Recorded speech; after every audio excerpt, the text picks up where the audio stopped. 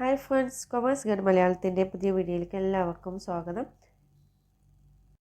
നമുക്ക് ബിസിനസ് എന്താണെന്നും അതിൻ്റെ ഫീച്ചേഴ്സ് ഏതൊക്കെയാണെന്ന് നോക്കാം.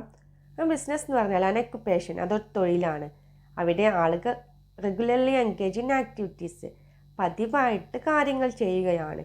എന്തുമായി ബന്ധപ്പെട്ടിട്ടുള്ള കാര്യങ്ങളാണ്? Purchase, production and sale of goods and services. സാധനങ്ങളും സേവനങ്ങളും വാങ്ങുകയോ അല്ലെങ്കിൽ അവ ഉണ്ടാക്കുകയോ അവ വിൽപ്പന നടത്തുകയോ ചെയ്യുന്നതുമായി ബന്ധപ്പെട്ടിട്ടുള്ള കാര്യങ്ങളാണ് അവിടെ നടത്തുന്നത്. എന്തിനു വേണ്ടിയിട്ടാണ്? With a view to earning profit, ലാഭമുണ്ടാക്കുക എന്ന ലക്ഷ്യത്തോടെ കൂടിയാണ് ഇങ്ങനെയുള്ള കാര്യങ്ങളൊക്കെ ചെയ്യുന്നത്. അപ്പോൾ ഒരു ബിസിനസ് എന്ന് പറഞ്ഞാൽ ലാഭമുണ്ടാക്കുന്നതിന് വേണ്ടിയിട്ട് സാധനങ്ങളും സേവനങ്ങളും വാങ്ങുകയോ വിൽക്കുകയോ അവ ഉണ്ടാക്കുകയോ ചെയ്യുകയാണെങ്കിൽ അതുമായി ബന്ധപ്പെട്ടിട്ടുള്ള കാര്യങ്ങളെയാണ് നമ്മൾ ബിസിനസ് എന്ന് പറയുന്നത്. അപ്പോൾ എക്സാമിന് ചോദിക്കുകയാണെങ്കിൽ ഈ പർച്ചേസ് പ്രൊഡക്ഷൻ ആൻഡ് അത് മുതൽ ഏണിംഗ് പ്രോഫിറ്റ് അതുവരെ എഴുതിയാൽ തന്നെ നമുക്ക് മാർക്ക് കിട്ടും. അതുപോലെ തന്നെ ഈ മീനിങ് ഫുള്ളായിട്ട് പഠിക്കുകയാണെങ്കിൽ നമുക്ക് അതിൽ തന്നെ അതിൻ്റെ ഫീച്ചേഴ്സും നമുക്ക് സിമ്പിളായിട്ട് എഴുതാൻ കഴിയും. ഇപ്പോൾ ഈ എക്സാമ്പിൾ പറയുകയാണെങ്കിൽ നമ്മൾ സാധനങ്ങളൊക്കെ ഡെയിലി വാങ്ങിക്കാൻ പോകുന്ന പലചരക്ക് കടകൾ, അതുപോലെ തന്നെ mobile shop, computer shop, hotel, super market ഇവയൊക്കെ നടത്തുന്നത് എന്താണ്? ബിസിനസ്സാണ്. ഇനി നമുക്ക് ഫീച്ചേഴ്സ് ഓഫ് ബിസിനസ് അല്ലെങ്കിൽ ബിസിനസ്സിൻ്റെ സവിശേഷതകൾ എന്തൊക്കെയാണെന്ന് നോക്കാം.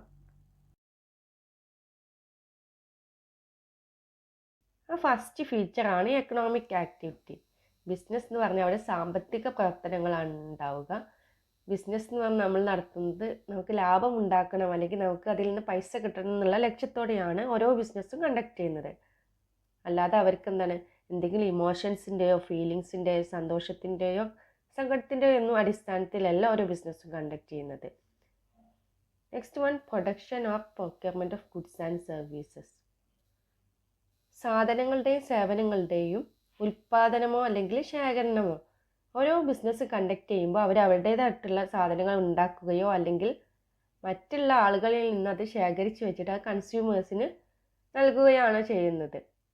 അപ്പോൾ ഒരു ഹോട്ടൽ നടത്തുകയാണെങ്കിൽ അവർ അവരുടേതായിട്ടുള്ള സാധനങ്ങൾ ഉണ്ടാക്കിയിട്ടാണ് അവിടെ കസ്റ്റമേഴ്സിന് നൽകുന്നത്. പക്ഷേ ഒരു മൊബൈൽ ഫോൺ വാങ്ങിക്കാൻ നമ്മുടെ ഒരു കടയിൽ പോകുമ്പോൾ അവിടെ എന്താണ് വിവിധ കമ്പനികളുടെ ഫോൺ ഉണ്ടാവും, അതൊക്കെ ശേഖരിച്ചിട്ടാണ് അവർ കൺസ്യൂമേഴ്സിന് പ്രൊവൈഡ് ചെയ്യുന്നത്. അപ്പോൾ ഓരോ ബിസിനസ്സും അവരുടേതായിട്ടുള്ള സാധനങ്ങളും സേവനങ്ങളും ഉണ്ടാക്കുകയോ അല്ലെങ്കിൽ മറ്റുള്ള ആളുകളിൽ നിന്ന് ശേഖരിക്കുകയാണ് ചെയ്യുന്നത്. തേർഡ് വണ്ണാണ് sale or exchange of goods and services. സാധനങ്ങളുടെയും സേവനങ്ങളുടെയും കൈമാറ്റമോ അല്ലെങ്കിൽ വിൽപ്പനയോ. അപ്പോൾ ഒരു ബിസിനസ്സിൽ നടക്കുന്നത് അവിടെ സാധനങ്ങളും സേവനങ്ങളും കൺസ്യൂമേഴ്സിന് നമ്മൾ കൈമാറ്റം നടത്തുകയാണ്. എന്തിനു വേണ്ടിയിട്ടാണ് കൈമാറ്റം നടത്തുന്നത്? ഫോർ സം കൺസിഡറേഷൻ, അതിൽ നിന്ന് നമുക്ക് എന്തെങ്കിലും പ്രതിഫലം കിട്ടണം എന്നുള്ള ലക്ഷ്യത്തോടു കൂടിയാണ് നമ്മൾ സാധനങ്ങളും സേവനങ്ങളൊക്കെ കൈമാറ്റം നടത്തുന്നത്. ഒരു എക്സാമ്പിൾ പറയുകയാണെങ്കിൽ നമ്മുടെ ഒരു വീട്ടിൽ വെറുതെ ഭക്ഷണം ഉണ്ടാക്കിയിട്ട് കഴിക്കുകയാണ്, അത് ബിസിനസ് അല്ല.